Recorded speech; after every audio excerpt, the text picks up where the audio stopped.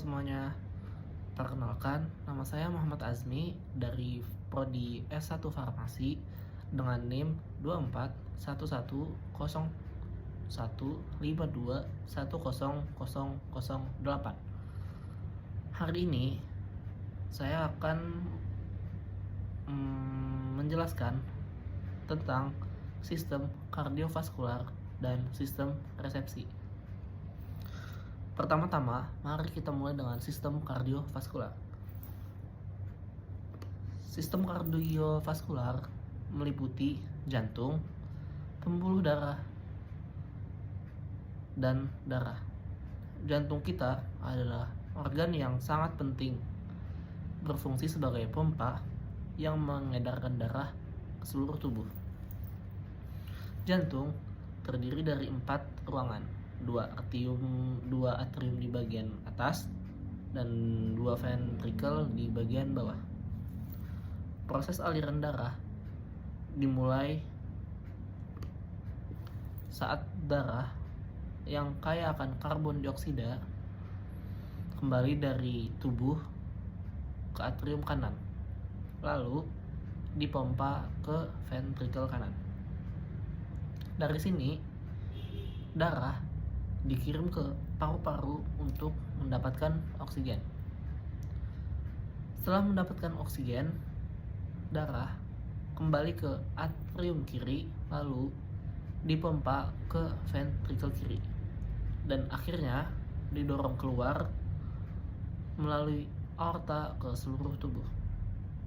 Pembuluh darah kita terdiri dari arteri, vena, kapiler. Arteri membawa darah ke oksigen dari jantung. Vena mengembalikan darah ke jantung, dan kapiler adalah tempat pertukaran zat antara darah dan sel. Sekarang, mari kita beralih ke sistem respirasi.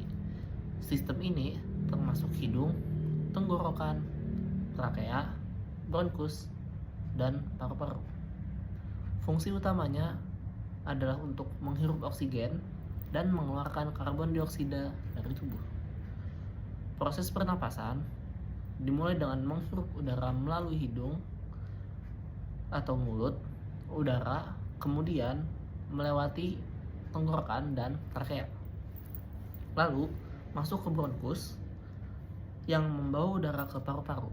Di paru-paru, oksigen berpindah ke dalam darah melalui alveolus, dan karbon dioksida diambil dari darah untuk dikeluarkan saat kita menghembuskan nafas.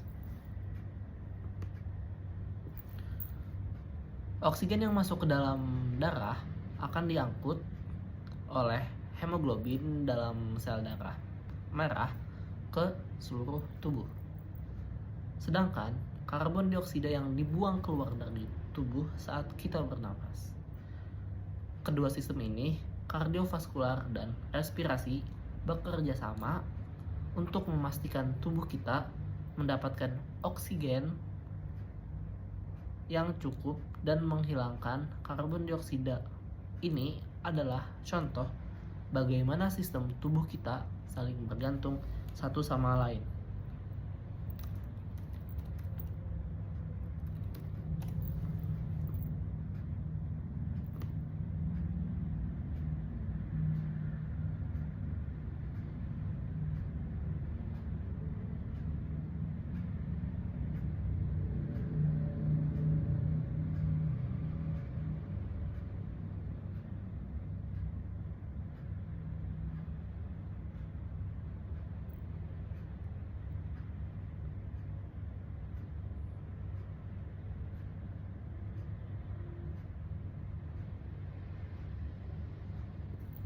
Ketika kita bernapas, oksigen masuk ke paru-paru dan kemudian ke dalam darah, di mana jantung memompanya ke seluruh tubuh. Sebaliknya, darah yang mengandung karbon dioksida dibawa ke paru-paru untuk dikeluarkan saat kita bernapas. Koordinasi antara jantung dan paru-paru sangat penting untuk menjaga keseimbangan oksigen dan karbon dioksida dalam tubuh kita.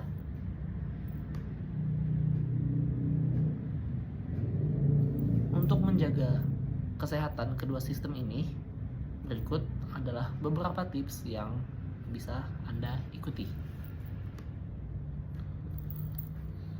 Yang pertama adalah berolahraga secara teratur.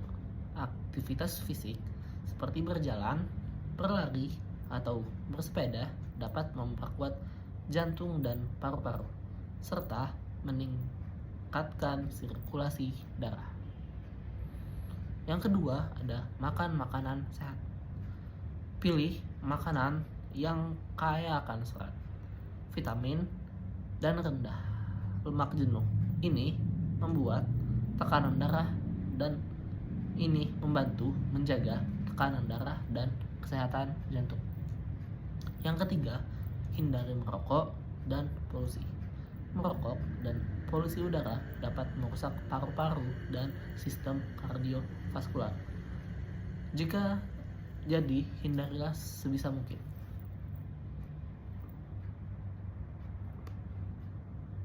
Yang keempat adalah rutin pemeriksaan kesehatan. Pemeriksaan kesehatan secara berkala dapat membantu mendeteksi masalah sejak dini dan mencegah penyakit.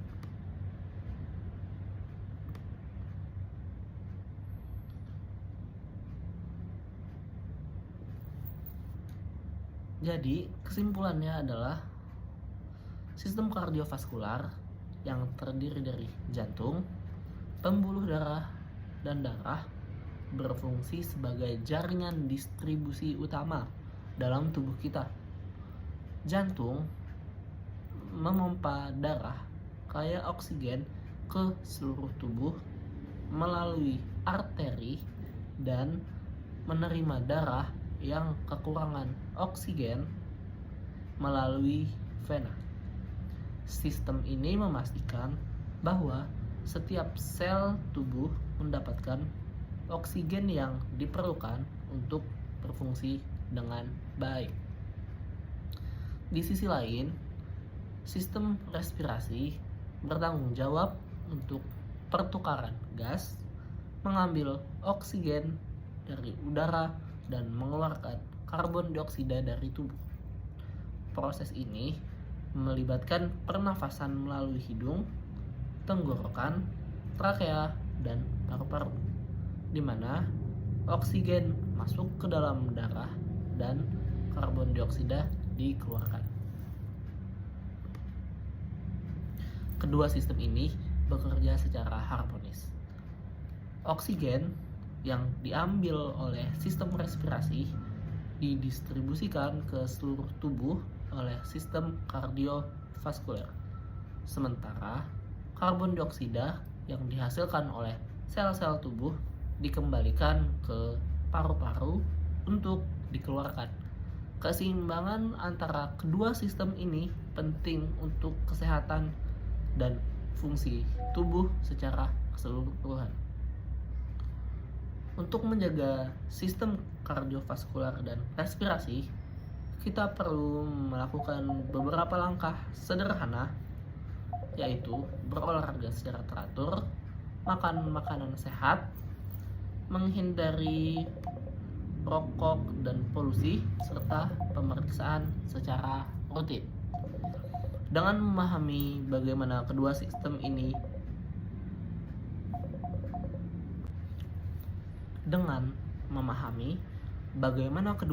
ini bekerja dan menjaga kesehatan mereka, kita dapat memastikan bahwa tubuh kita tetap dalam kondisi optimal dan mendukung aktivitas sehari-hari kita.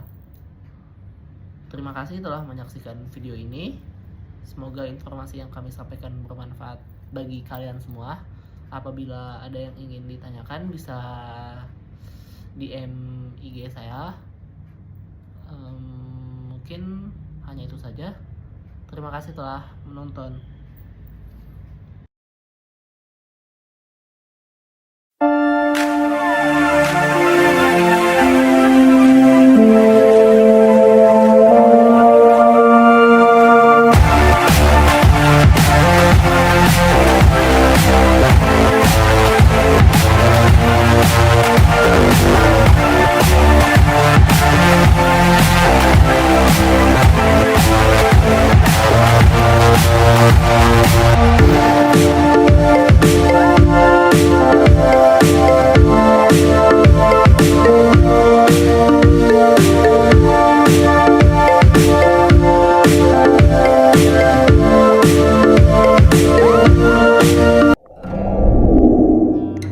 Assalamualaikum warahmatullahi wabarakatuh. Pada pertemuan ini kita akan membahas tentang anatomi fisiologi sistem kardiovaskular. Pada sistem kardiovaskular ini saling berketerkaitan, yaitu jantung, pembuluh darah, dan pembuluh limfe. Anatomi fisiologi jantung. Organ muskular berongga berbentuk kerucut atau piramida terbalik. Letak di dalam perikardium pada mediastinum. Jantung dibagi ke dalam 4 bagian, yaitu atrium dextra, atrium sinistra, ventricle dextra, dan ventricle sinistra. Berat sekitar 220 sampai 260 gram. Besarnya sekepal tangan. Batas dextra pada sternum dextra, batas sinistra pada intrakosta kelima. Hubungan jantung atas pembuluh darah besar, bawah diafragma, setiap sisi paru-paru, belakang aorta descendens, oesophagus, dan columna vertebralis. Fungsinya adalah untuk memompa darah ke seluruh tubuh. Arteri membawa darah dari jantung, vena membawa darah ke jantung, kapiler penghubung antara vena dan arteri. Ini bisa dilihat gambarnya seperti begini. Oke. Di sini pewarnaan mungkin lebih jelas kita lihat. Pada vena cava superior dan vena cava inferior ini masuk ke dalam atrium kanan, terus masuk ke dalam ventricle kanan melalui katup tricuspid, terus dilanjutkan ke pulmonar arteri atau arteri jantung melalui katup pulmonari, bawa ke paru-paru. Setelah habis dari paru-paru, masuk melalui vena pulmonari, terus masuk ke dalam atrium kiri. Setelah itu lanjut masuk ke ventricle kiri melalui katup mitral. Lanjut dari ventricle kiri masuk ke aorta melalui katup aorta dan disuplai ke seluruh tubuh. Atrium dextra ini berada di bagian atas kardiodekstra. Sebagian besar terletak di belakang sternum. Terdapat pembuluh darah besar, vena cava superior dan vena cava inferior. Pembuluh darah yang kecil, sinus coronarius. Pada ventricle dextra, kita lihat berdinding tebal membentuk sebagian besar jantung. Terdapat katup tricuspidalis atau valva atrioventricular dextra, arteri pulmonalis menuju paru-paru. Pada atrium sinistra, ruang berdinding tipis, letaknya di bagian belakang jantung, 2 vena pulmonalis pada tiap sisi. Pada ventricle sinistra, ruang berdinding tebal pada bagian kiri dan belakang jantung, dindingnya 3 kali lebih tebal daripada ventricle dextra. Katup mitral atau valva atrioventricular, pembuluh darah aorta yang menyebarkan darah ke seluruh tubuh. Lapisan-lapisan pada jantung, perikardium, bagian luar miokardium, bagian tengah endokardium, bagian dalam. Ini bisa kita lihat bagian luar, bagian tengah, dan bagian dalamnya. Jantung dextra, vena cava superior dan vena cava inferior menuangkan darah ke atrium kanan. Terdapat katup semilunar eustachius kaya akan karbon dioksida atau CO2. Arteri pulmonalis membawa darah keluar dari ventricle kanan menuju paru-paru. Jantung sinistra, ada vena pulmonaris, 4 vena pulmonaris terdiri dari 4 vena pulmonaris, membawa darah dari paru-paru ke atrium kiri. Aorta membawa darah keluar dari ventrikel kiri kaya akan oksigen, O2, dan nutrisi. Pada siklus jantung, kita lihat peredaran darah yang terjadi dalam jantung itu adanya gerakan jantung. Nah, gerakan pada sistol terjadi kontraksi 0,3 detik. Sistol atrial kontraksi kedua atrium, diastol atrial pengenduran kedua atrium. Sedangkan diastol adalah pengenduran. Nah, terjadi 0,5 detik. Sistol ventrikular kontraksi kedua ventrikel, diastol ventrikular pengenduran kedua ventrikel. Sistol normalnya 120 mmHg, sedangkan diastol normalnya 80 mmHg. Range antara sistol dan diastol normalnya 30 sampai dengan 50 mmHg. Bunyi jantung. Bunyi pertama itu menutupnya katup atrioventrikular dan kontraksi ventrikel. Panjang dan rata, loop. Pada bunyi kedua, menutupnya katup aortik dan pulmonar, pendek dan tajam, bunyinya dup. Makanya bunyi jantung itu adalah dup, ya. Sifat otot jantung yaitu kemampuan berkontraksi, konduktivitas daya antar, ritme bunyi yang teratur. Di sini perjalanan peredaran darah yang sudah saya jelaskan tadi. Ini peredaran darah ke seluruh tubuh. Denyut arteri atau denyut nadi, darah yang dipompa jantung dan gelombang teraba.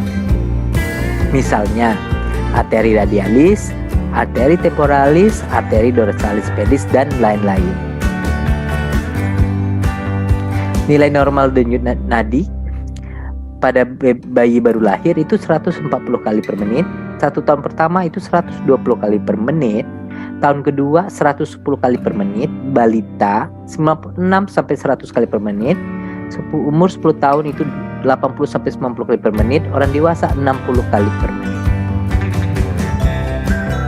Faktor yang mempengaruhi denyut nadi pertama adalah lifestyle, gaya hidup, terus pekerjaannya apakah berat atau tidak. Semakin berat pekerjaan tersebut maka bisa mempengaruhi denyut nadi. Makanan yang dimakan juga pedas, manis, itu juga bisa mempengaruhi.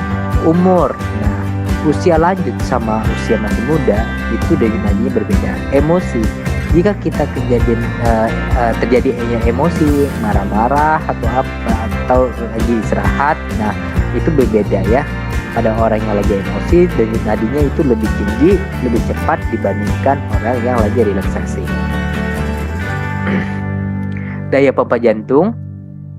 Pada saat istirahat, jantung berdebar lebih kurang 70 kali per menit dan memompa 70 mili setiap denyut. Jumlah darah semenit 70 kali 70 mili lebih kurang itu ada di 5 liter. Pada waktu banyak bergerak itu lebih kurang 150 kali per menit. Berapa liter darah yang dipompa jantung setiap menitnya? Faktor yang mempertahankan tekanan darah, banyaknya darah yang beredar, viskositas atau kekentalan darah. Makin kental maka makin memperlambat peredaran darah tersebut. Biasanya pada pasien diabetes darahnya itu biasanya kental, atau faktor lainnya yang mengakibatkan darahnya itu kental. Itu biasanya darahnya juga pergerakannya melambat. Terus tahanan tepi pada pembuluh darah tersebut. Terus elastisitas dinding pembuluh darah. Jika dinding darahnya itu tidak elastis, maka berbeda ya kecepatannya sama yang elastisnya. Karena pada saat memompa darah dengan cepat, contohnya kita lagi emosi atau lagi beraktivitas berolahraga, maka pembuluh darah kita itu akan melebar. itu bisa mempercepat peredaran darah itu. Nah, apabila dinding pembuluh darahnya tidak elastis, nah itu bisa saja bisa mengakibatkan pembuluh darahnya bisa pecah. Ini EKG, ini salah satu alat untuk melihat kinerja jantung. Adalah elektrokardiogram, gambaran aktivitas jantung. Jantung normal berirama ritmis atau tetap untuk menentukan kelainan jantung. Nah, itu diperlukan EKG. Ya, seperti ini ya. Ada gelombang T2 RST. Nah, di sini adalah untuk untuk yang normal. Yang normal seperti ini gambarnya. Gen normal. Nilai normal gelombang P sampai R 3 sampai 5 kotak kecil 60 sampai 100 ya. Di bawah 60 dikatakan sinus bradikardi, atau di atas 100 dikatakan sinus takikardi. Oke. Baik, saya tutup pertemuan kali ini. Wassalamualaikum warahmatullahi wabarakatuh.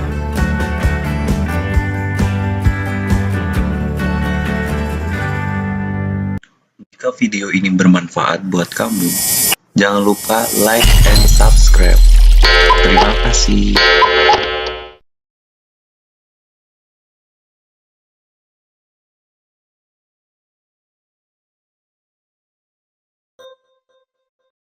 Halo Brainy Pandas, sistem pernapasan itu sangat berkaitan dengan sistem peredaran darah. Dan sebelum kita membahas mengenai sistem pernapasan secara lebih spesifik, kita mesti mengerti terlebih dahulu mengenai kerjasama antara sistem pernapasan dan sistem peredaran darah. Jadi ketika kita menarik napas ya, atau inhalasi. Jadi inhalasi itu menarik napas. Udara yang ada di luar tubuh itu akan masuk ke paru-paru kita. Sehingga sekarang paru-paru kita itu berisi udara yang mengandung berbagai macam molekul. Tapi molekul yang paling penting yang ada di situ adalah oksigen. Setiap molekul udara yang ada di dalam paru-paru ini, mau itu oksigen, nitrogen, CO2 dan lain-lain, itu masing-masing memberikan tekanan ke lingkungan di sekitarnya. Ini mungkin kamu bisa amati ketika kamu mengambil napas, maka paru-paru kamu akan mengembang, tulang rusuk dan dada kamu juga akan ikutan mengembang. Ini sebenarnya mirip kayak kalau kamu niup udara ke dalam balon yang kempes. Balon yang tadinya kempes, lama-lama juga akan mengembang. Ini dikarenakan setiap molekul udara yang masuk, mau itu ke balon atau ke paru-paru kamu, itu memberikan tekanan ke lingkungan luar. Nah, tekanan yang diberikan oleh satu jenis molekul gas spesifik, misal besar tekanan yang diberikan oleh molekul oksigen saja tanpa melihat besar tekanan oleh gas lain, atau tekanan yang diberikan oleh molekul nitrogen saja tanpa melihat tekanan yang diberikan oleh gas-gas lain. Itu kita sebut sebagai tekanan parsial. Jadi ada tekanan parsial oksigen, nitrogen, CO2, dan lain-lain yang dilambangkan dengan huruf P. Sekarang kamu udah tahu istilah tekanan parsial? Nah, coba sekarang kamu bayangkan. Kalau kita inhalasi, maka tentu kandungan oksigen yang ada di dalam paru-paru kita saat itu akan relatif tinggi. Kandungan oksigen yang tinggi ini menyebabkan tekanan parsial oksigen paru-paru ketika kita inhalasi menjadi tinggi, yaitu sebesar 105 mm Hg. Nilai ini lebih tinggi dibandingkan nilai tekanan parsial oksigen yang ada di pembuluh darah kapiler di sekitar alveolus paru-paru kita. Nilainya di sini hanya 40 mm Hg. Karena kamu bisa bayangkan jumlah oksigen di daerah ini tuh belum banyak. Nah, adanya perbedaan tekanan parsial oksigen pada satu daerah dan daerah lain inilah yang menyebabkan oksigen dapat berpindah tempat dengan cara difusi. Karena difusi merupakan proses di mana molekul berpindah dari daerah di mana konsentrasinya tinggi, atau dalam kasus ini daerah di mana tekanannya tinggi, ke daerah di mana konsentrasi atau tekanannya itu rendah. Nah, sekarang tinggal gampang Brainy Pandas, karena kalian akan lihat bahwa kunci dari video ini adalah perbedaan tekanan parsial dan proses difusi. Oke, setelah oksigen masuk ke peredaran darah kita, darah kaya oksigen ini akan dikirim kembali ke jantung. Ya, lebih tepatnya ke sisi kiri jantung. Jadi darah kaya oksigen ini akan melewati atrium kiri dan ventrikel kiri. Nah, dari ventrikel kiri, darah kaya oksigen ini akan diedarkan ke seluruh tubuh agar oksigen yang kita terima tadi itu bisa dikirim ke sel-sel tubuh kita. Bisa dibayangkan bahwa jumlah oksigen yang ada di peredaran darah itu lebih tinggi dibandingkan yang ada di sel-sel. Sehingga bisa disimpulkan bahwa tekanan parsial oksigen yang ada di peredaran darah itu lebih tinggi dibandingkan yang ada di sel-sel tubuh. Sama seperti kasus sebelumnya, perbedaan tekanan parsial oksigen inilah yang menyebabkan oksigen pada pembuluh darah itu berdifusi ke sel. Oksigen yang sekarang ada di dalam sel tubuh kita akan segera dipakai untuk menjalankan siklus-siklus metabolisme yang mungkin dulu teman-teman pernah pelajari pas SMA untuk menghasilkan energi yang sangat diperlukan oleh sel kita untuk bertahan hidup.